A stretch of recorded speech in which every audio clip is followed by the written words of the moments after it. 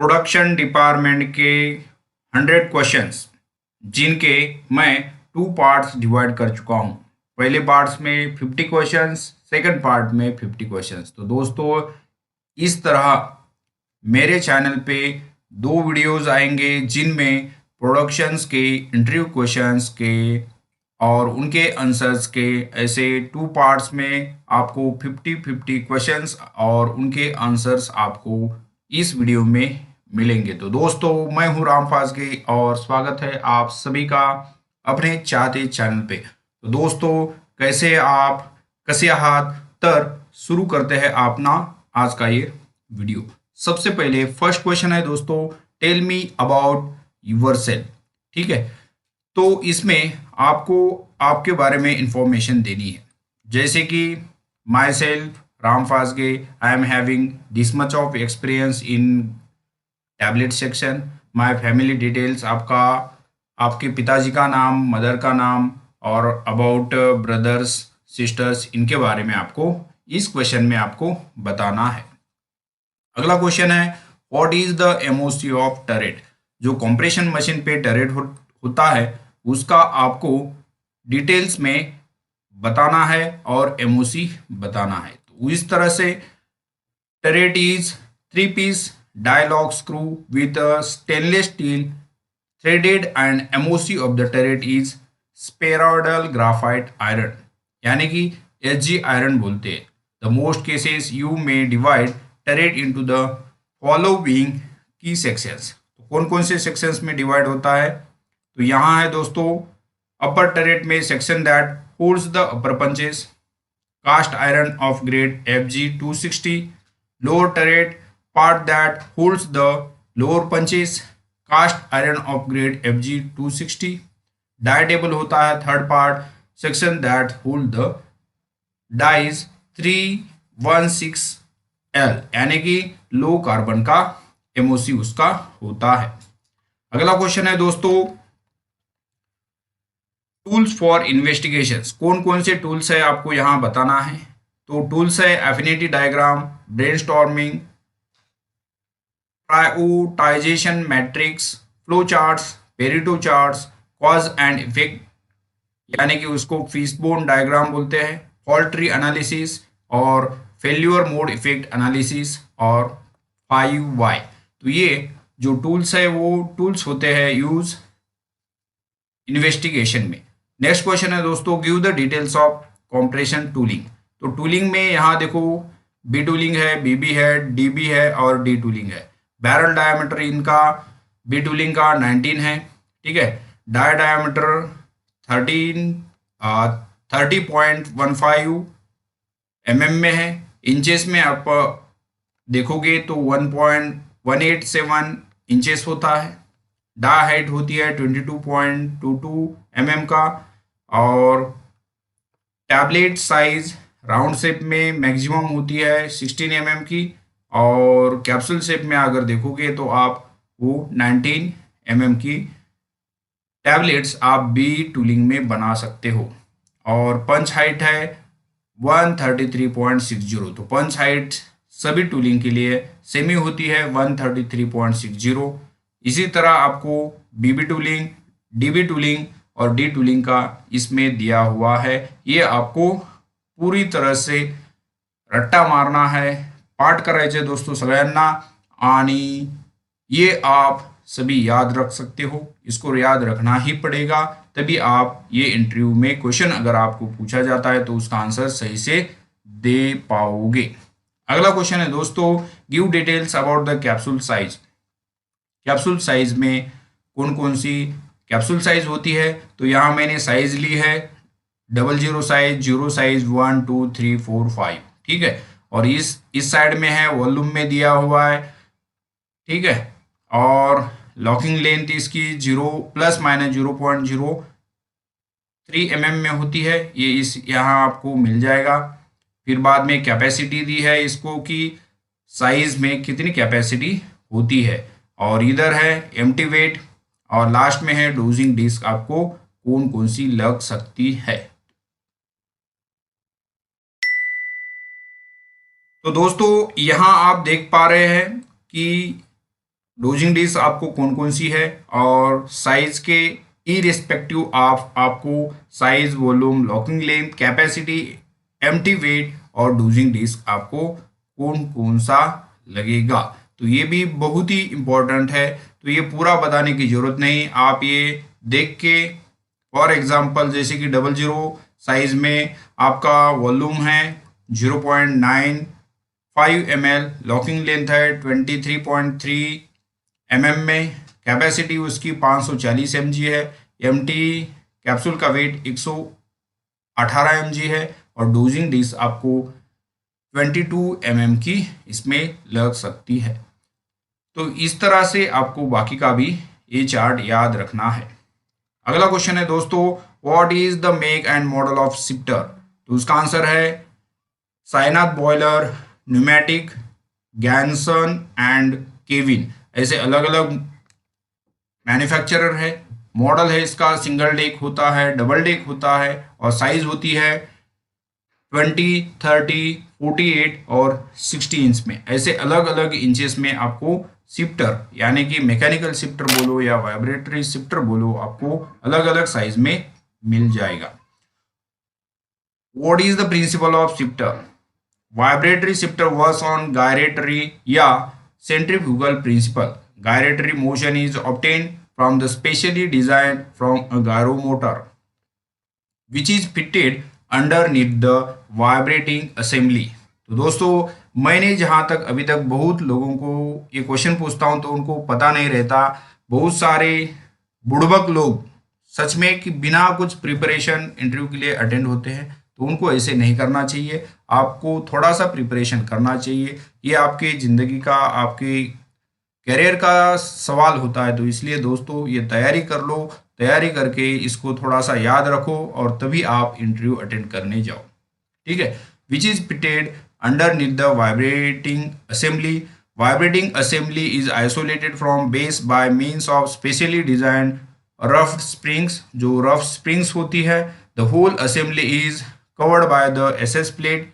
Gyro motor is fitted with the top and bottom eccentric weights designed as per the required centrifugal force। तो आपको इस तरह से इसको याद करना है। मेन है प्रिंसिपल गायरेटरी मोशन या सेंट्रीफ्यूगल फोर्स बोलो जो अप्लाई होता है, और ये फोर्स लाने के लिए उसके ऊपर इसेंट्रिक वेट्स रखते हैं, उसके कारण वो वाइब्रेटिक करके आपको गायरेटरी मोशन देता है। Name the shifter parts.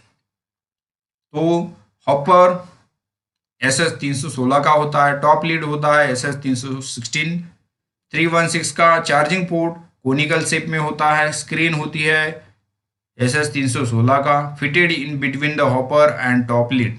Discharge port होता है, बॉडी SS 304 की होती है, हॉपर SS 300। जो भी कॉन्टैक्ट पार्ट्स है वो 316 के होंगे, और नॉन कॉन्टैक्ट पार्ट्स SS 304 का होगा।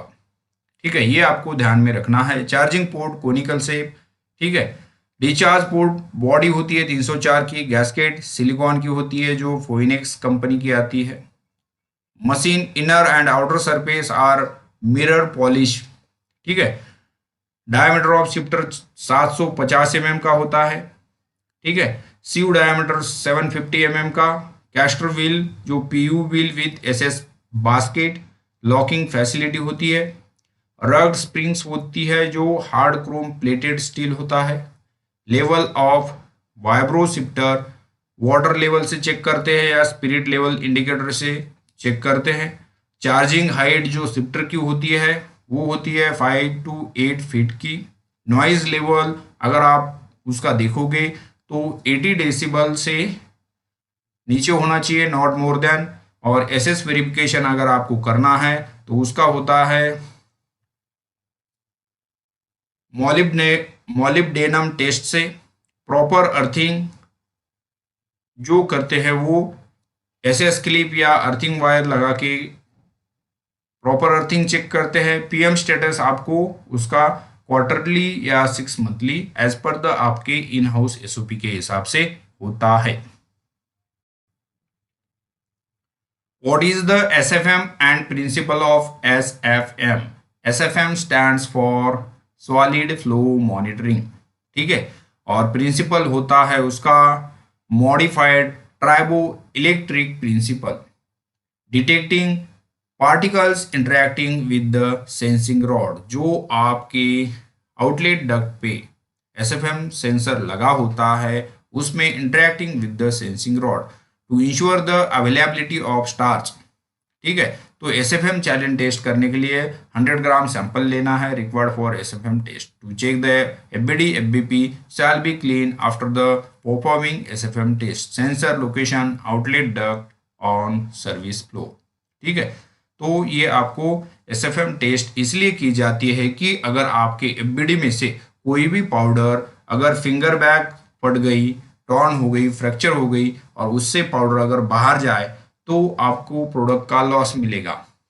उसको अवॉइड करने के लिए ऊपर आउटलेट जो डक्ट है उसमें एसएफएम सेंसर लगा होता है। अगर गलती से भी फिंगर बैग फट के पाउडर जा रहा है तो वो सेंसर आपको सेंस करेगा और आपको एफबीडी आपका ट्रिप करेगा।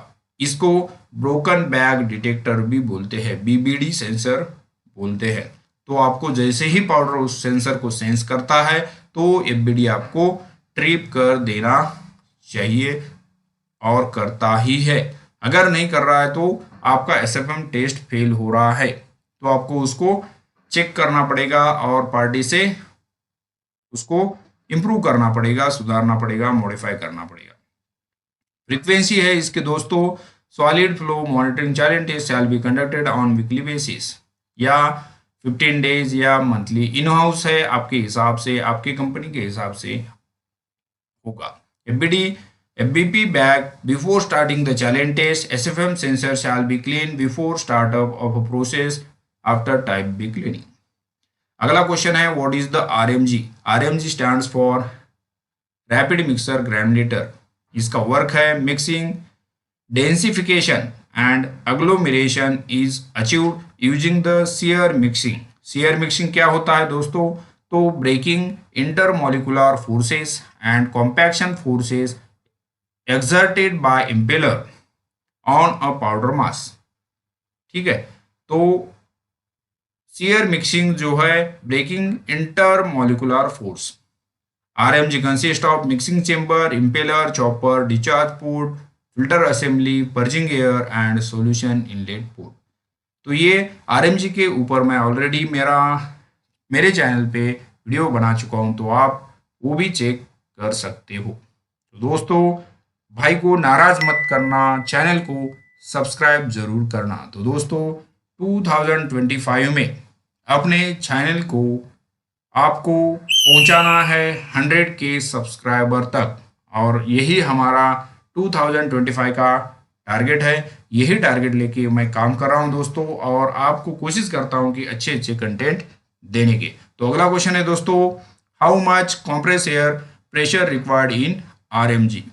Purging air coming from the gasket present below the impeller at an pressure of 5 to 6 kg and prevent the mixing of granules with lubrication of impeller, thus preventing contamination। मतलब इसलिए है दोस्तों कि अगर impeller के नीचे से पर्जिंग एयर नहीं आ रही तो क्या होगा, आपका मिक्सिंग के टाइम पे पाउडर आपका RMG से जो मशीन असेंबली है उसमें जाके लुब्रिकेशन, जो मतलब आपका RMG का शाफ्ट होता है, उसमें कंटेमिनेट कर सकता है। दूसरा लॉस होगा और कंटेमिनेशन भी होने के चांसेस रहते हैं। तो इसलिए purging air is essential in RMG और उसका प्रेशर होता है 5 to 6 kg।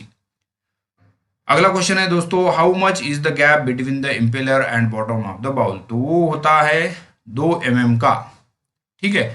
The granules pass below the impeller blade without the breaking, ठीक है। इसलिए होता है कि ग्रैनुल्स उसको ड्यूरिंग मूवमेंट ग्रैनुल्स पास होने चाहिए, अगर नहीं होगा तो क्या होगा, वहां आपके ग्रैनुल्स ब्रेक हो सकते हैं। इसलिए वो 2 mm का मिनिमम गैप इम्पेलर और RMG के बाउल के अंदर दिया जाता है।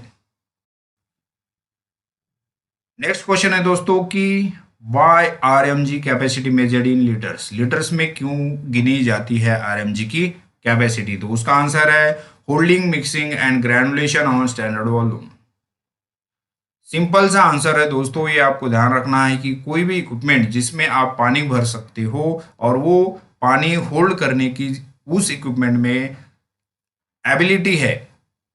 आरएमजी में अगर आपने डिस्चार्ज बंद कर दिया तो आरएमजी का बाउल है, उसमें आप पानी भर सकते हो, वो होल्ड कर सकता है, इसलिए वो लीटर्स में गिना जाता है। एफबीडी में भी सेम, सॉरी ऑक्टागोनल ब्लेंडर में भी सेम, मगर वही एफबीडी में पानी आप भर के उसको होल्ड नहीं कर सकते, इसलिए वो केजी में होता है। आरएमजी हुआ आपका, पेस्ट केटल हो गया, ब्लेंडर हो गया, इनकी कैपेसिटी आपको हमेशा लीटर्स में ही यूनिट मिलेगा। ठीक है, the bulk density is the product specific and may not be the same for all products, hence capacity of the RMG measured in litres. तो इसका आंसर ये है, holding and mixing and granulation on standard volume. तो इसलिए आपको RMG की capacity हमेशा major करनी है लीटर्स में। Give the speed details of the impeller and chopper. RMG का इम्पेलर और चॉपर की स्पीड क्या क्या होती है। इम्पेलर की स्पीड है स्लो स्पीड में 60 आरपीएम और फास्ट में 120, चॉपर की 1440 स्लो में और फास्ट में 2880। ठीक है, 2880 हाई स्पीड होती है। नेक्स्ट क्वेश्चन है दोस्तों, which are the granulation method. आप ग्रैनुलेशन में कौन कौन से मेथड्स यूज करते हो। तो बनाना बेकिंग मेथड, मतलब कि पाउडर जो ग्रैन्स बना है उसको आपको हाथ में लेना है और ऐसे थंब से उसको ब्रेक करना है, तो उसको बनाना बेकिंग मेथड बोलते हैं। एम्पियर मेथड, आप आरएमजी में एम्पियर चेक करोगे, या लोड मेथड बोलो, तो ऐसे मेथड्स ग्रैनुलेशन की होती है।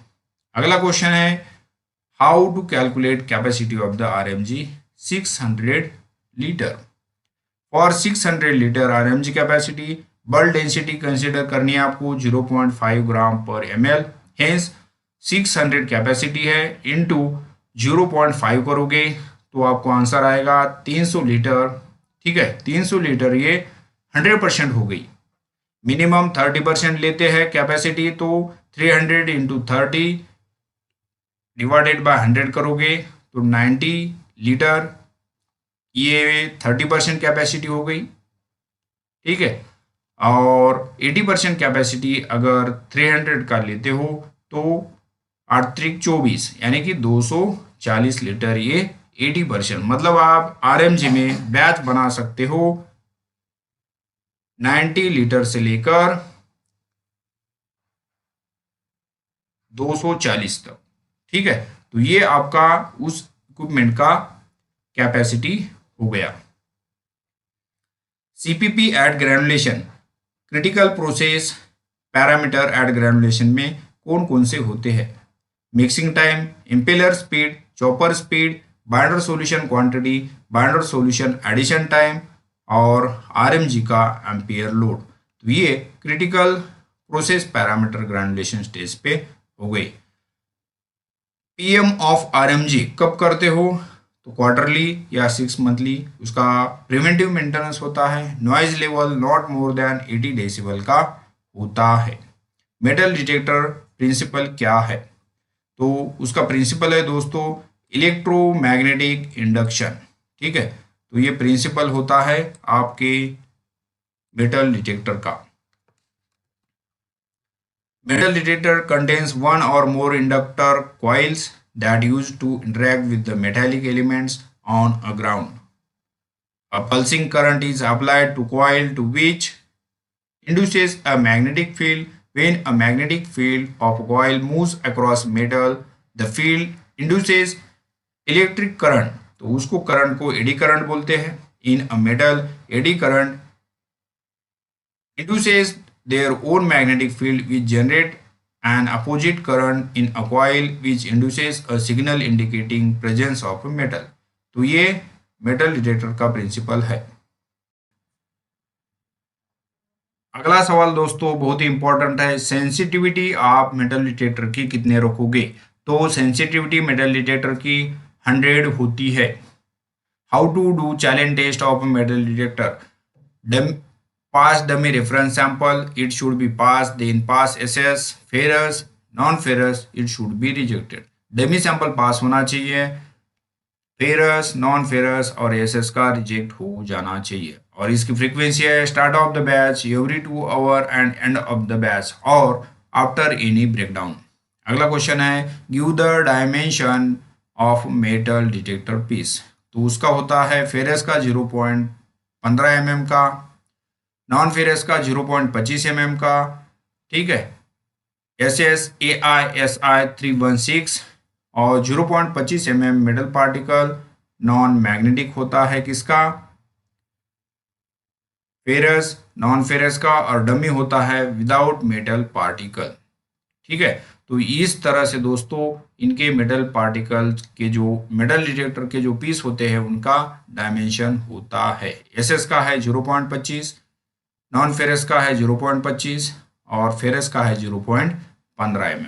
डमी का डायमेंशन नहीं होता है और ना दिया जाता है और वो होता है विदाउट मेटल पार्टिकल। ठीक है, अगला क्वेश्चन है how many tablet shall be taken for checking the friability test for tablets with unit weight mass equal to और लेस देन द 650 mg। अगर आपके टैबलेट्स का 650 mg से एवरेज वेट कम है तो आपको whole tablets corresponding to 6.5 gram weight करना है और वो टैबलेट्स आपको फ्राइबिलिटी में लेनी है।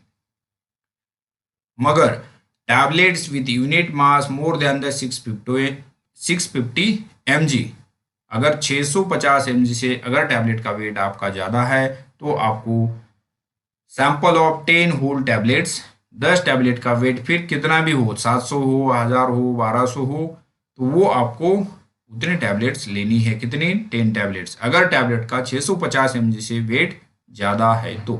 What is the formula for calculating the weight loss during the friability test. मतलब फ्राइबिलिटी का फॉर्मूला क्या है, percentage of weight loss equals to initial weight minus final weight divided by initial weight into 100। ये friability check करने का formula होता है। What is the weight variation limit of a tablet as per the BP. As per BP है plus minus 10% for 80 mg और less, plus minus 7.5% for 81 to 249 mg, plus minus 5% for 250 mg और मोर। तो ये as per BP की limit है। USP की plus minus 10% 130 mg और less से, 7.5% प्लस माइनस है 130 mg से लेकर 324 तक, और प्लस माइनस 5% है मोर देन 324 mg की टैबलेट्स के लिए। तो ये लिमिट थी वेट वेरिएशन यूएसपी के regarding. What is the standard number of rotations use for friability test. तो उसका आंसर है 100 rotation. What is the fall height of the tablets in fibrillator during the friability test? Fall height क्या होती है, तो वो होती है 6 inches की। The tablets fall from 6 inches height in each turn within the apparatus.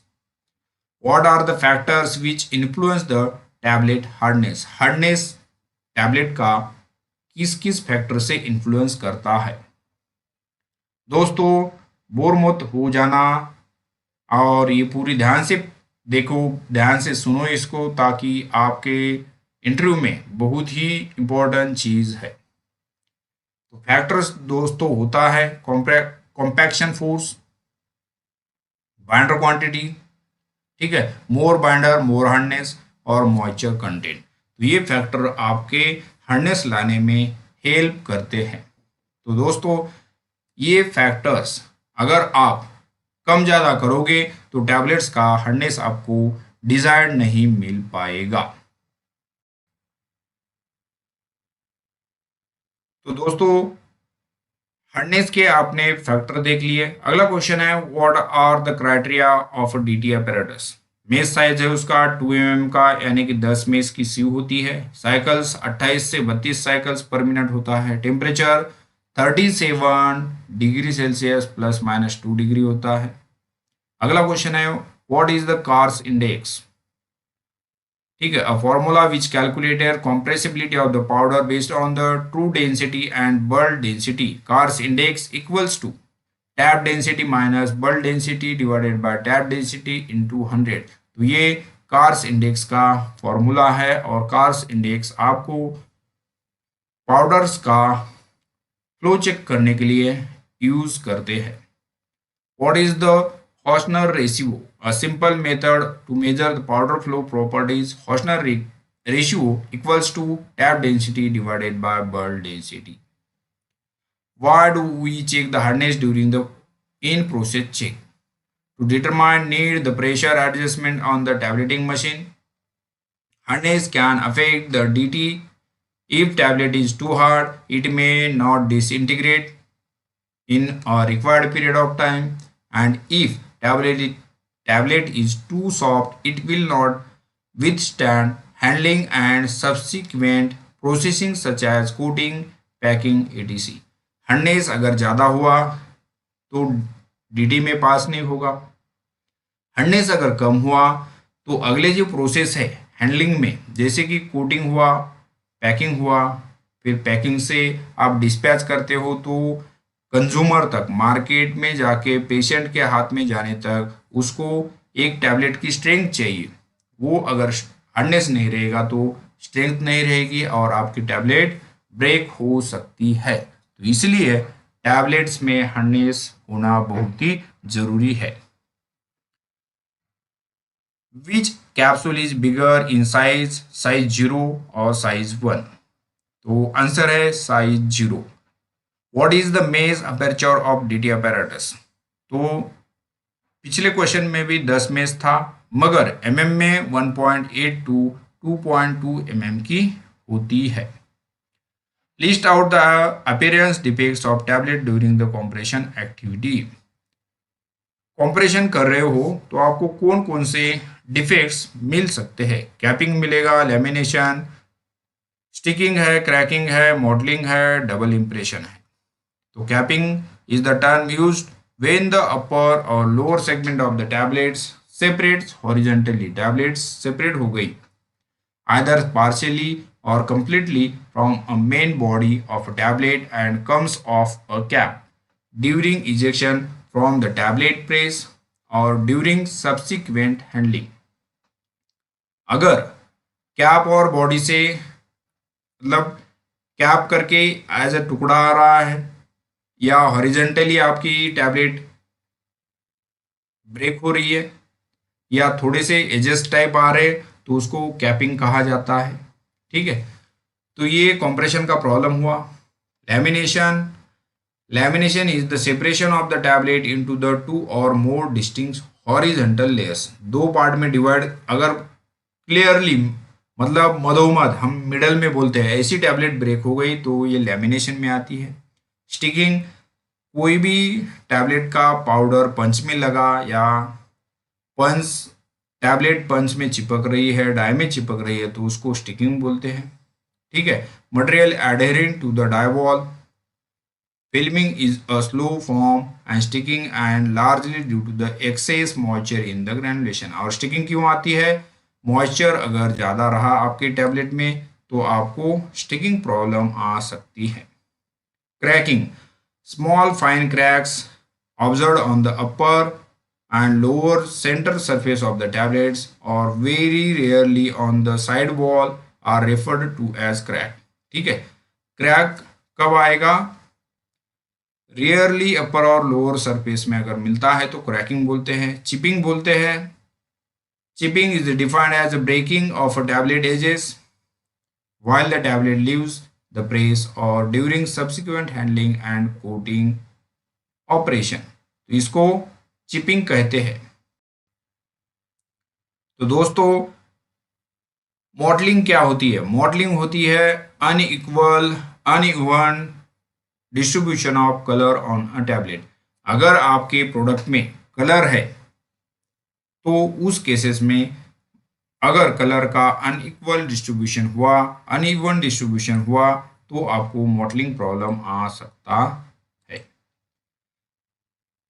Double impression, double impression involves only those punches which have monogram और other engraving on them।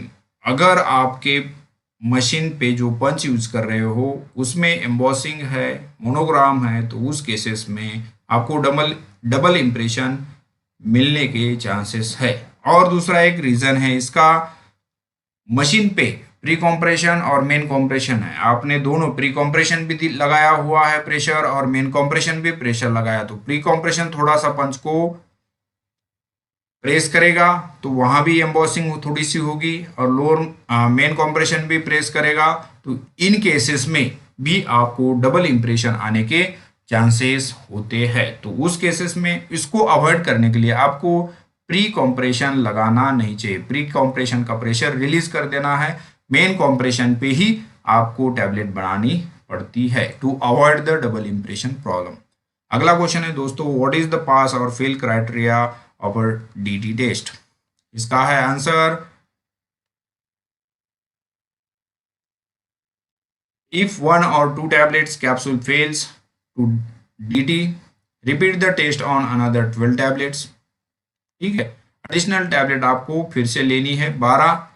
The requirement is made if not fewer than the 16 out of 18 tablet capsule tested are disintegrated completely। 6 tablet ली, DT fail हो गई, फिर दूसरी 6 ले ली, फिर उसमें भी एक दो टैबलेट अगर आपकी फेल होती है, तो टोटल ऐसे 3 बार करना है, टोटल आपकी शायद 18 टैबलेट हो गई। ठीक है, 18 में से आपको अगर टेस्ट पास करनी है तो कितनी होनी चाहिए, 16 पास होनी चाहिए, मतलब कितनी, 2 ही फेल हो सकती है। इससे ज्यादा अगर आपकी तीसरी टैबलेट या चौथी टैबलेट फेल हो गई तो आपकी वो डीटी फेल है। तो ये क्राइटेरिया था डीटी टेस्ट पास करने का। What is the recommended storage condition for empty hard gelatin capsule. तो इसका आंसर है 25 डिग्री सेल्सियस आपको टेम्परेचर चाहिए और 35 से 55 की आरएच लगेगी। ठीक है, which method is employed for checking uniformity of dosage unit. Answer है कंटेंट यूनिफॉर्मिटी और weight variation. What checks shall be carried out while calibrating DT apparatus? While calibrating DT apparatus, following checks shall be performed. Number of strokes per minute, उसका answer है 29 से 32 cycles पर minute. Temperature by probe, standard temperature होता है 37 plus minus 2 degree Celsius होता है। Distance travel bye basket 53 से लेकर 57 तक आपका डिस्टेंस ट्रेवल बाय शाफ्ट या बास्केट होना चाहिए। ठीक है, अगला क्वेश्चन है, tablet manufacturing facility positive pressure is maintain in a processing area और service corridors. Tablet manufacturing facility pressure gradients are maintain to avoid the cross contamination of a product through air. Main reason है cross contamination avoid करना है। Usually service corridors are maintained under positive pressure with respect to processing area। तो cross contamination avoid करने के लिए positive pressures passages में, corridors में होते हैं। If sticking observe during the tablet compression, what may the probable reason for the same. अगर sticking आती है तो क्या रीजन है, टू लिटल और इम्प्रॉपर लुब्रिकेशन, लुब्रिकेशन प्रॉपर नहीं है, टू मच बाइंडर है, हाइग्रोस्कोपिक ग्रैनुल्स है। तो ये ऐसे रीजंस है जिनके कारण आपको स्टिकिंग आने के चांसेस होते हैं। What is the difference between calibration and validation. Calibration is the demonstration that the particular instrument और device produces result with and specified limit by the comparison with those produced by the reference or traceable standard or even or standard over an appropriate range of measurements।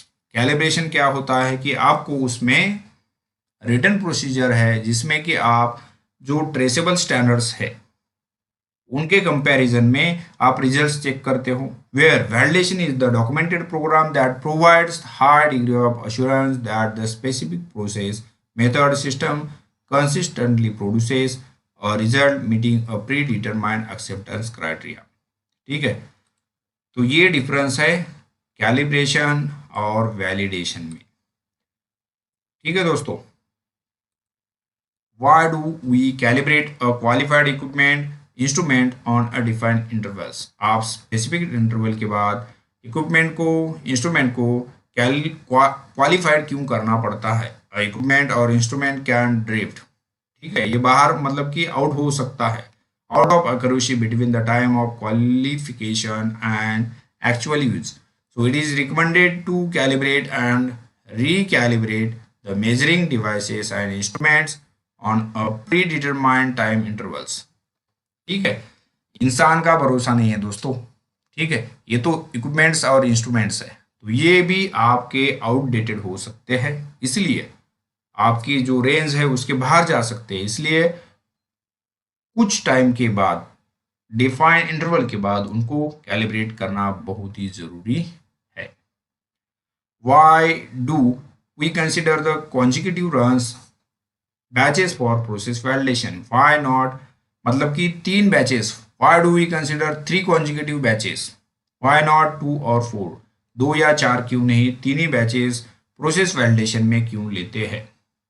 A number of batches produced in the validation exercise should be sufficient to allow the normal extent of variation and tends to be established and to provide sufficient data for evaluation and reproducibility.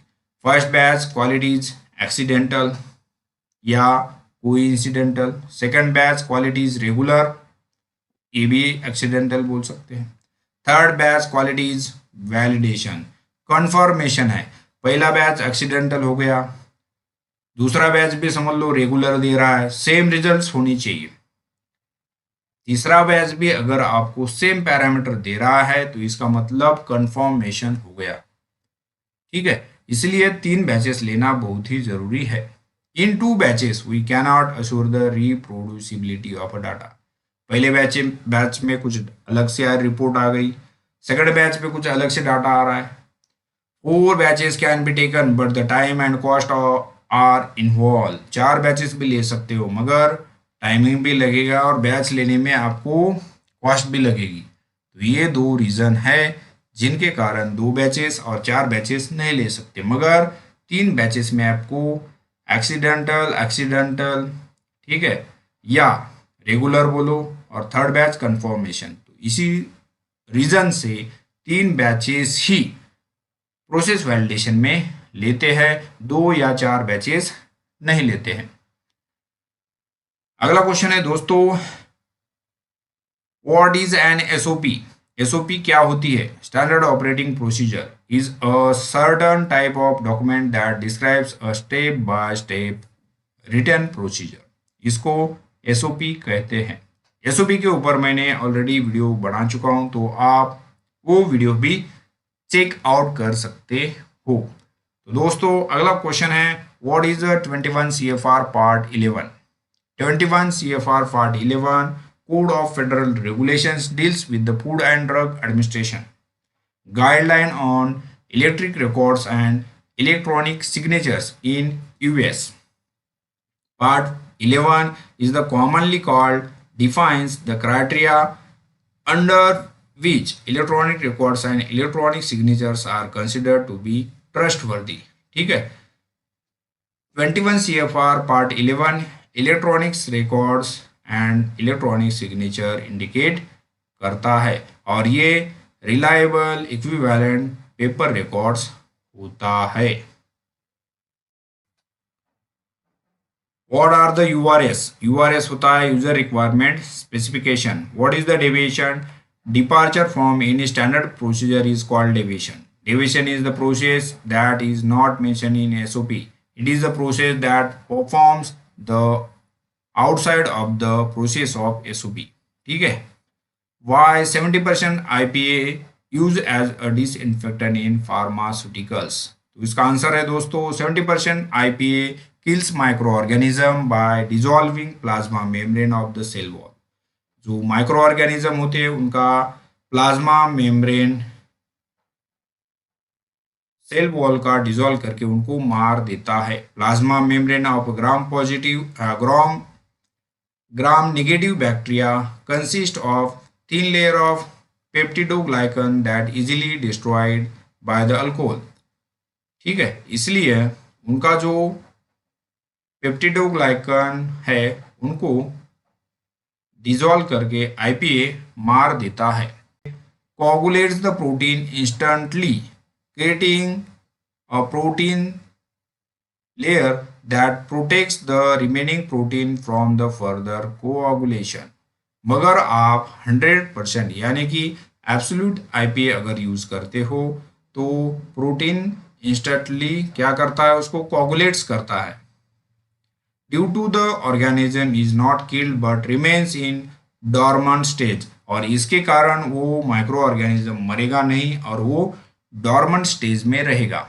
while 70% IPA penetrates in a cell wall at slower rate and coagulates the all protein of the cell wall and microorganism dies, और micro organism को खत्म कर देता है, निस्त नाबूद कर देता है 70% IPA।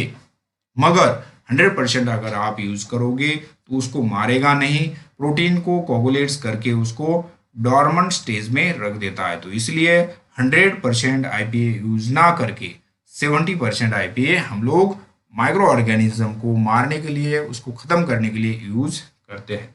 What is the difference between the humidity and RH? Humidity amount of the moisture और water present in the air in the form of water vapour, और RH percentage of the moisture in the air particularly specific temperature. ठीक है, RH और humidity में ऐसा difference होता है। What is the qualification?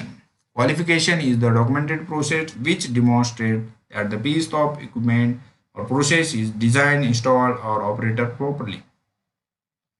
Generally equipment is validated by the installation, IQ, OQ और PQ होता है, DQ, IQ, OQ, PQ.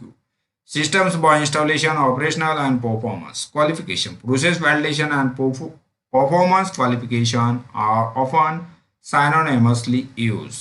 ठीक है, तो ये होता है qualification. What is the process of validation? Documented evidence that the process is capable of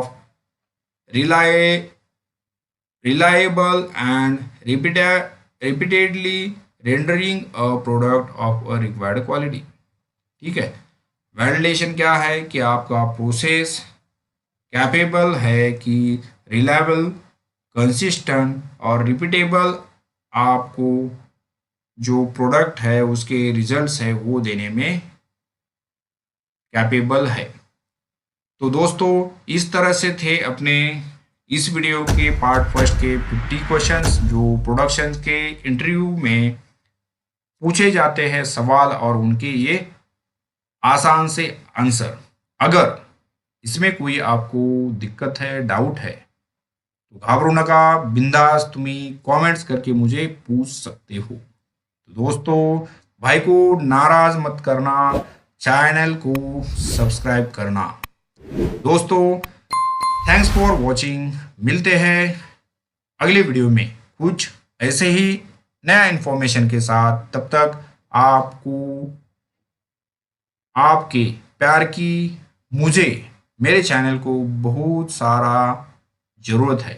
दोस्तों भाई को नाराज़ मत करना, चैनल को सब्सक्राइब करना। मिलते हैं अगले वीडियो में ऐसे ही कुछ इन्फॉर्मेशन के साथ। तब तक जय हिंद, जय भारत।